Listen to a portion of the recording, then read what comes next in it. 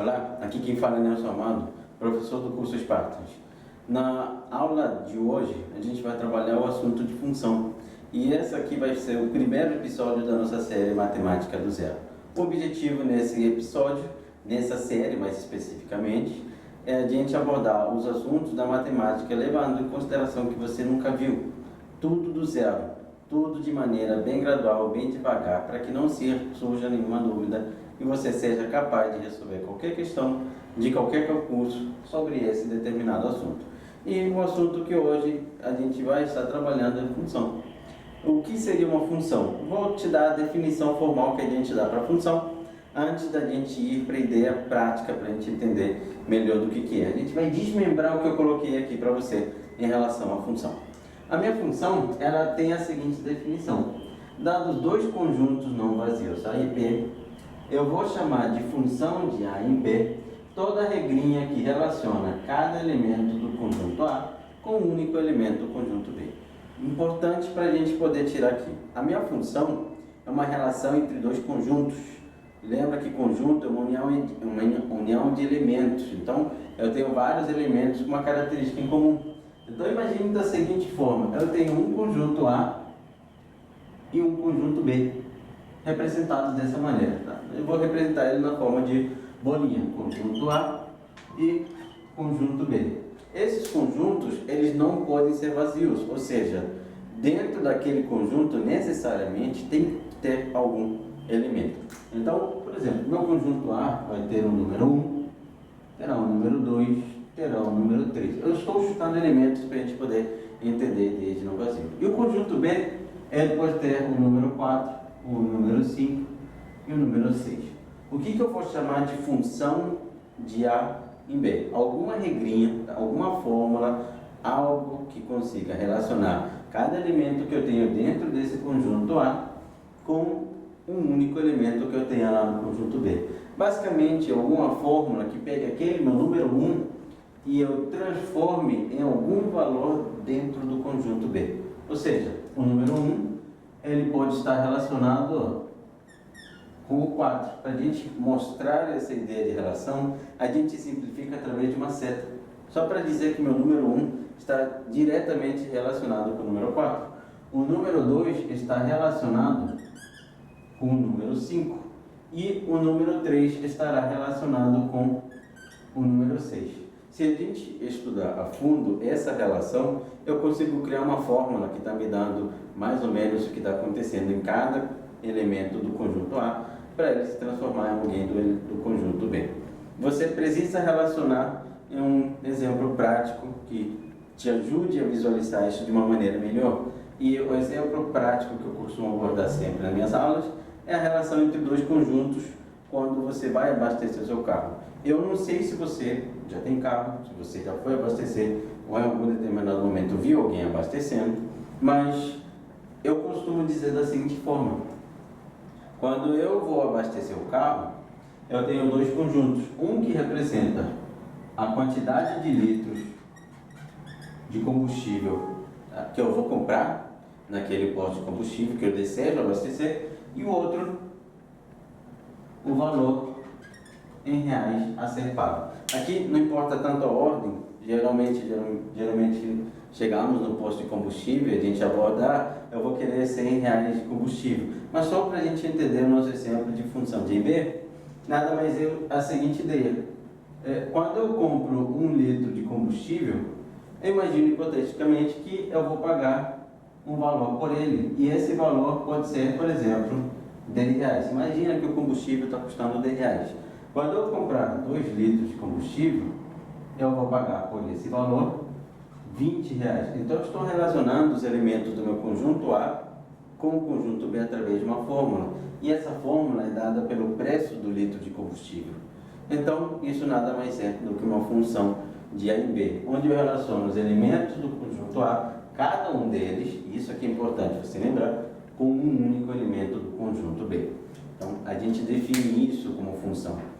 Primeiro que eu tenho que levar em consideração, da definição que eu te dei aqui, é que os conjuntos A e B não podem ser vazios. Então, necessariamente, quando eu desejo construir uma função, eu vou precisar que exista algum elemento em algum dos dois conjuntos, senão eu não tenho uma função. Então, necessariamente, os conjuntos A e B não podem ser vazios. Ainda, essa regrinha, tá? Quando eu for trabalhar com essa regrinha, essa fórmula que eu estou abordando aqui com vocês, eu vou precisar que cada um dos elementos, olha só isso aqui, cada elemento que eu tenho no primeiro conjunto, que a gente está chamando de A, quando eu digo cada elemento, é cada um que esteja lá dentro, basicamente todos os elementos do conjunto A, ninguém pode sobrar, todo mundo que está dentro do conjunto A precisa se relacionar com um único elemento do conjunto B. Dessa definição você tira algumas regrinhas. Primeiro, é que necessariamente no conjunto A e B tem que ter elemento. Tem que ter alguma coisa lá dentro, mas precisa ter elemento. Segunda, é que no seu conjunto A, que é aquele primeiro conjunto que a gente aborda, não sobra ninguém. Ou seja, ninguém do conjunto A fica de fora dessa relação. Então, no conjunto A, ninguém sobra. Necessariamente, para ser função, eu preciso que todos os elementos que eu tenho dentro do conjunto A estejam sendo relacionados com alguém do meu segundo conjunto, que a gente está chamando de B. E, ainda, os elementos do conjunto A só podem se relacionar uma única vez. Ou seja, esse número 1, ele está se relacionando com o número 4. Quando eu determino o valor, quando eu calculo aquela regrinha, o número 1 só pode me dar um único resultado, que é 4. O número 1 não pode me dar mais de um resultado. Então, a gente diz que os elementos em A, os elementos de A, só se relacionam uma vez.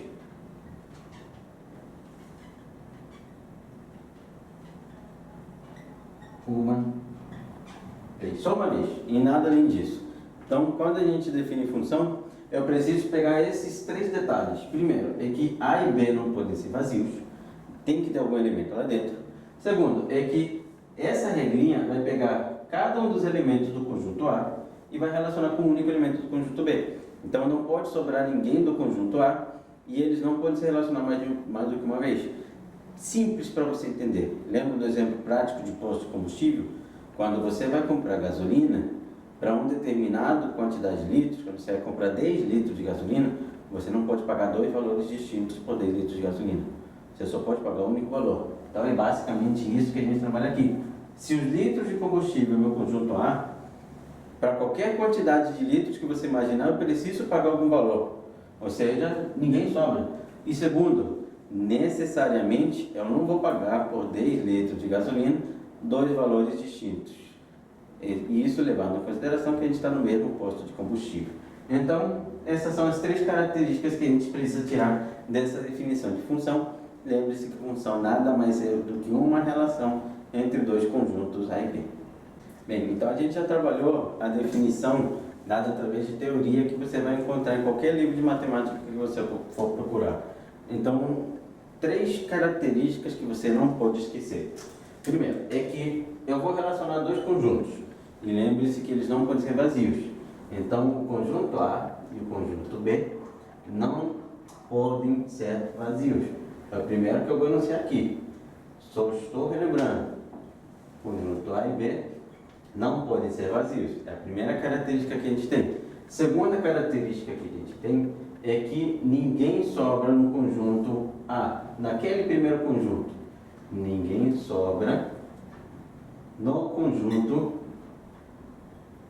A. Então, é a segunda característica que a gente precisa tirar. A terceira característica que a gente tira é que o conjunto A ele tem que se relacionar uma única vez. Então, os elementos de A se relacionam uma única vez. Os elementos de A se relacionam apenas uma vez. Se ficarmos procurando exemplos práticos em relação à função, a gente vai encontrar inúmeros exemplos. No cotidiano mesmo seu, você vai encontrar inúmeros exemplos sobre função. Aquele exemplo do posto de combustível é mais característico, mas a gente pode ter outros Você vai comprar mortadela, o preço da mortadela varia em relação à quantidade de gramas que você deseja comprar.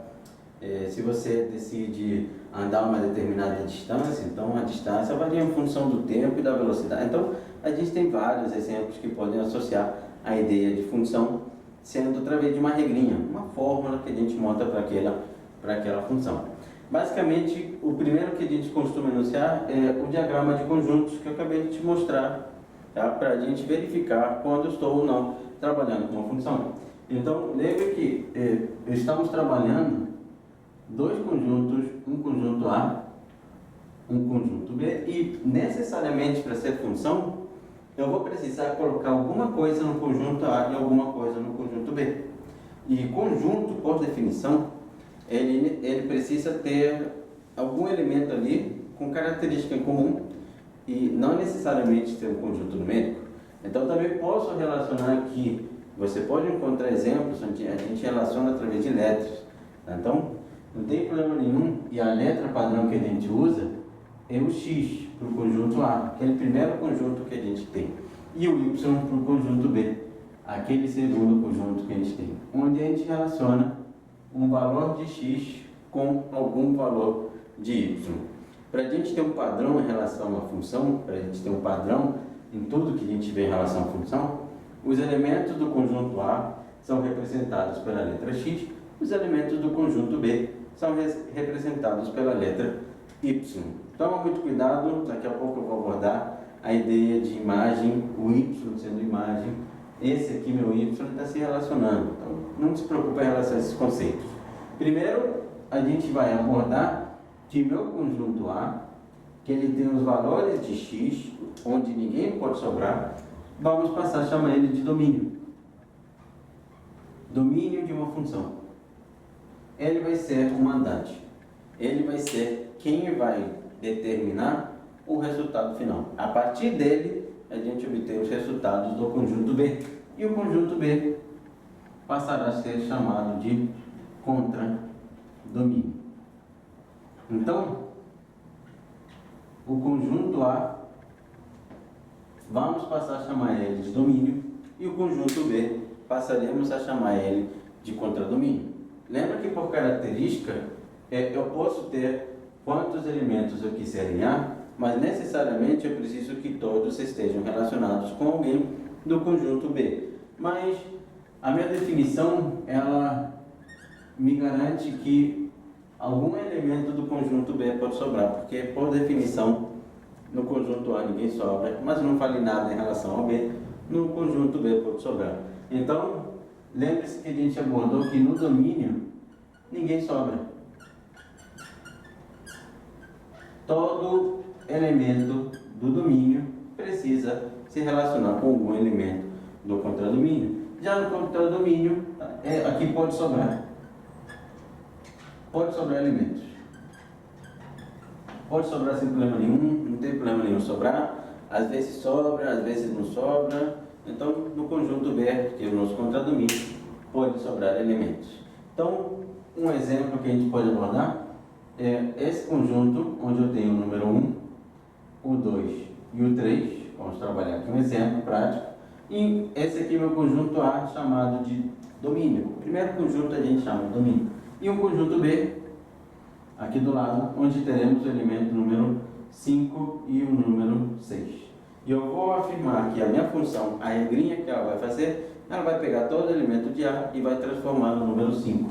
Ou seja, transformei no número 5, transformei no número 5, transformei no número 5. Ela pega cada elemento do meu conjunto A, cada número que eu tenho lá, e transforma no número 5. Então, a regrinha, ela relaciona todo mundo com 5. E em relação à definição que a gente deu de função, o 6 pode sobrar, olha só, no contradomínio pode sobrar. E ainda, os elementos do conjunto B podem se relacionar mais de uma vez. Não tem problema nenhum te dar o mesmo resultado para diferentes variáveis, não tem problema nenhum chegar ao mesmo resultado.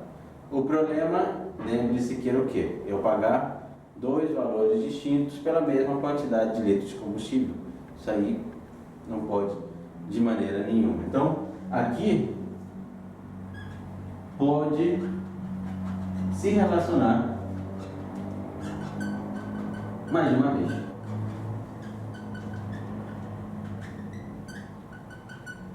Ou seja, pode se relacionar uma, duas, três, quatro, cinco, seis, sete, quantas vezes quiser. No caso aqui eu relacionei ele com 3 elementos, que continua sendo uma função. Tá? Então não tem problema nenhum. O que não pode acontecer de maneira nenhuma é os elementos do conjunto A te darem 2 resultados distintos. Isso aí a gente vai reparar que não vai poder acontecer em nenhuma hipótese que trabalhar dentro de função. Muito bem, então já sabemos dessas 3 características. Coloquei aqui alguns exemplos para a gente poder verificar qual desses 4 conjuntos é ou não alguma função. Então, o primeiro exemplo, eu trabalho com 2 conjuntos A e B. O conjunto A tem os elementos 1, 2, 3 e 4. E o conjunto B, 6, 8 e 10. Vamos lá. Primeiro, o conjunto A e B não pode ser vazio. Tem alguma coisa em A, tem alguma coisa em B. Isso aí está perfeito. Segundo, é que cada elemento do conjunto A precisa estar relacionado com alguém do B. Então, vamos verificar. O número 1 está relacionado com 6. O 2 também está com 6, mas cada um está relacionado. O 3 se relaciona com 8. Já o número 4, ele sobrou. E para ser uma função de A em B, não pode sobrar. Ou seja, esse primeiro exemplo, ele não representa uma função. Então isso aqui não é função, porque o 4 sobrou. Então já verificamos para o primeiro exemplo, vamos para o segundo. Então, lembre-se, o conjunto A e B não podem ser vazios. Perfeito, tem alguma coisa lá dentro. Segunda característica é que cada elemento de A precisa se relacionar com alguém do conjunto B. O número 1 se relaciona com o 3. O 2 se relaciona com o 3. É uma função. Porque não sobrou ninguém aqui. Lembre-se que aqui ninguém pode sobrar. E ainda, cada um dos elementos só pode se relacionar uma única vez. Ou seja, o 1 se relaciona só com o 3. E o 2 se relaciona só com o 3. Então, por enquanto, isso aqui é uma função. Isso aqui representa uma função. Já isso aqui não, porque o número 4 sobrou. Lembra que no primeiro conjunto não pode sobrar ninguém. Terceiro exemplo, repara bem. Primeiro, não podem ser vazios. Segundo, é que o número 2 e o número 3 sobraram. E não pode. Lembra que cada elemento do conjunto A precisa se relacionar com alguém. Se o 2 não está se relacionando com ninguém, ele está sobrando, então isso aqui também não é uma função, não representa uma função. E ainda, se você reparar, o número 1 está se relacionando com o número 5.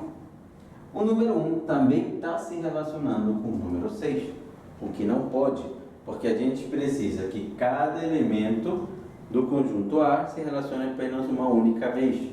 1 está se relacionando uma, 2 vezes. Então, também não é uma função. Não é função. E no exemplo número 4, vamos verificar se é uma função. O que a gente tem? Tem 2 conjuntos com elementos perfeitos, não são vazios. Vamos verificar se os elementos de A se relacionam. O número 1 está se relacionando, o 2 também, e o 3 também, perfeito. E por último, vamos verificar se relaciona uma única vez. O número 1 se relaciona só com o 5, perfeito. Só pode ser uma vez. O 2 se relaciona com o número 5, perfeito. O 2 só está relacionado com o 5. E o 3 se relaciona com o número 6, perfeito. É uma função. Isso aqui é uma função. Isso porque, para ser função, lembre-se que eu só preciso que o conjunto A, o primeiro, esteja relacionado com alguém do B. E apenas uma única vez. Já os elementos do conjunto B, por exemplo, o número 5,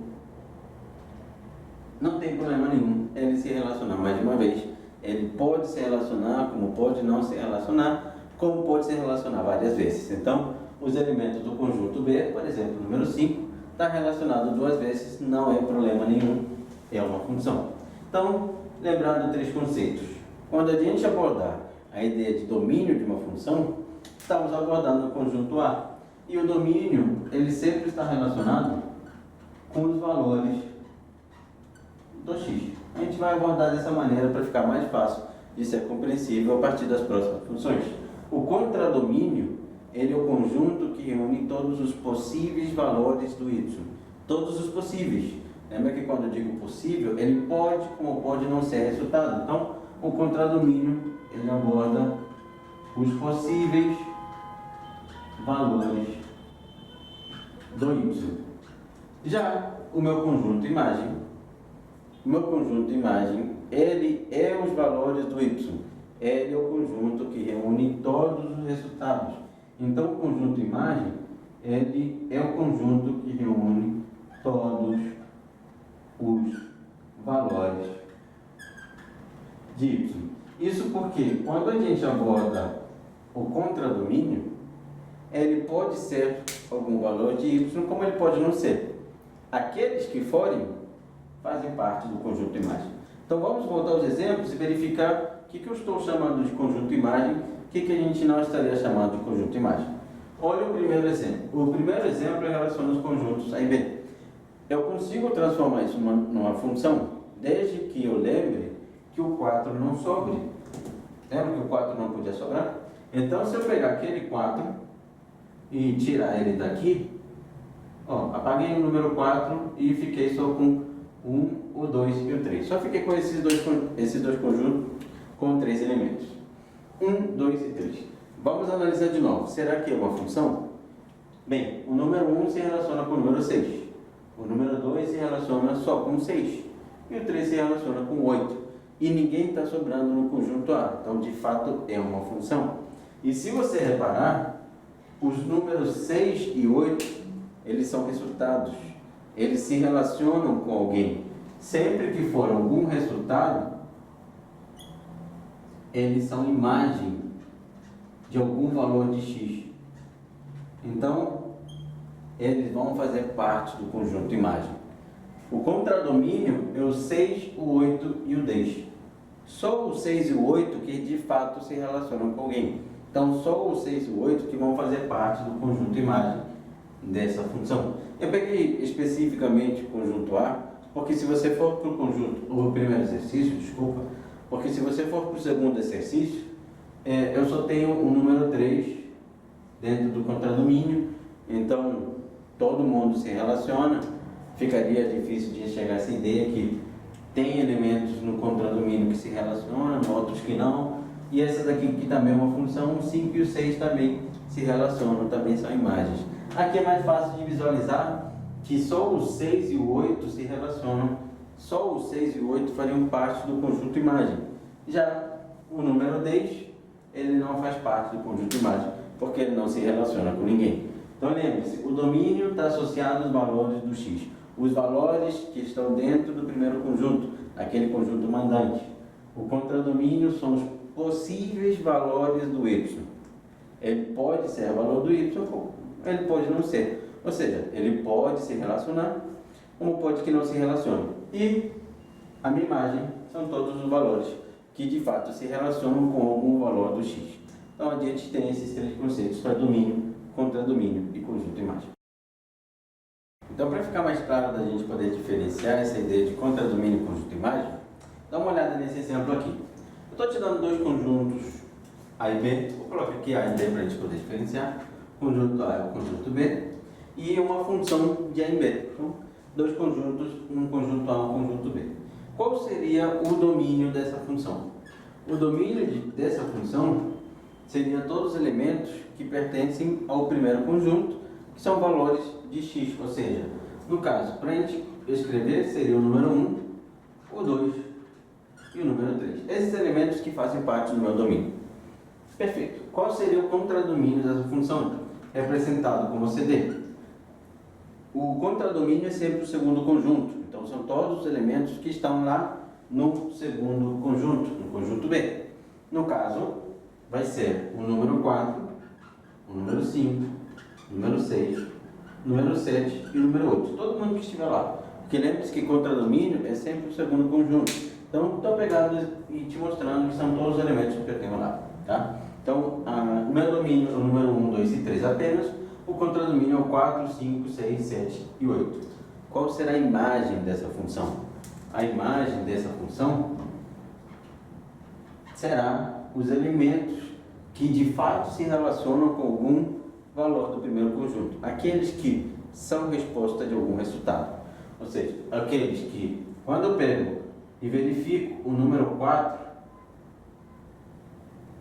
ele é resultado, ele é alguma resposta, ele vem de alguma relação com 1 e com 2. E lembra que não tem problema nenhum os elementos do conjunto B se relacionarem mais uma vez. Eles podem se relacionar, como pode não se relacionar, como pode se relacionar mais uma vez. Mas o 4 está se relacionando, então ele é parte do conjunto imagem. Desde que se relacione, ele faz parte do conjunto imagem. E o número 5 também. O número 5 também. Então o 4 e o 5 fazem parte do seu conjunto imagem, porque eles são resultado de algum valor do x. Eles se relacionaram com alguém. Então o 4 e o 5 é uma conjunto imagem. O número 1, 2 e 3 é o que a gente chama de domínio. O número 4, 5, 6, 7 e 8 será o que a gente passa a chamar de contradomínio. Então, para a gente poder diferenciar, repara bem que os elementos do conjunto imagem é só o 4 e o 5. Os elementos do contradomínio é o 4, o 5, o 6, o 7 e o 8. Tá? Então, é diferente o contradomínio e o conjunto imagem. Podem ter casos que é exatamente igual, mas a gente pode ter casos em que ele será completamente diferente. Diferente todo não, porque lembre-se que quando a gente trabalha a ideia de conjunto, o conjunto imagem ele tem que estar dentro do contradomínio. Então ele tem que ser um pedaço do seu contradomínio, tem que ser uma parte dele. Ele pode ser tudo, como pode ser só algum pedaço. Então o conjunto imagem é composto por 4 e 5, o contradomínio 4, 5, 6, 7 e 8. E existe uma notação que a gente usa padrão para a gente poder enunciar funções. Como assim? Quando a gente trabalha a ideia de função em algum exercício, algum exemplo, qualquer tipo de questão que você for trabalhar, a gente não te dá logo de bandeja quem é o conjunto A e quem é o conjunto B. A gente escreve de algumas maneiras. Então a notação que a gente usa para definir alguma função é f de A em B. A gente usa essa notação aqui. F de A em B. Onde eu pego e afirmo que a minha função, ela pega os elementos de um conjunto A e leva para um conjunto B. Qual é o domínio dessa função? Quando eu escrevo dessa maneira, o domínio é o conjunto A. E o contradomínio é o meu conjunto B. Lembra que, assim logo de cara, pela forma que eu escrevo, não vai ser fácil a gente identificar o conjunto imagem. Até porque depende da regra que eu estou trabalhando. Depende da relação. Eu só estou te afirmando quem vai ser seu domínio e quem vai ser seu contradomínio. E geralmente o domínio e o contradomínio são conjuntos numéricos. Então eu posso ter funções, por exemplo, que elas vão de conjuntos naturais nos naturais, onde o domínio só pode pegar elementos do conjunto natural e o contradomínio ele terá resultados que fazem parte do conjunto natural. Também posso pegar funções que peguem elementos de um conjunto natural e levem para um conjunto real. Não tem problema nenhum. O importante é que cada elemento desse primeiro conjunto, que a gente está chamando de domínio, tenha alguma resposta, algum resultado lá no contradomínio. Aqui ninguém pode sobrar, isso que me importa nessa relação. Também posso ter a mais característica, que é a função de R em R, onde a gente relaciona os elementos do conjunto dos reais com elementos do conjunto dos reais. É o que a gente costuma usar padrão, tá? Em qualquer tipo de função. Quando a gente vai para a função do primeiro grau, função do segundo grau e outros tipos de funções, essa aí é a que a gente mais costuma abordar. Mas o interessante nesse momento é você saber identificar qual é o seu domínio, qual é o seu contradomínio e qual é o conjunto de imagem de uma função que você for trabalhar. Com isso a gente encerra esse primeiro episódio da nossa Matemática do Zero, onde eu vou abordar cada assunto da matemática de maneira que você seja capaz de resolver qualquer questão. Tudo de maneira bem simples, bem devagar, para você perder qualquer medo e dificuldade em aprender matemática. Te vejo no próximo episódio. Tchau, tchau e até!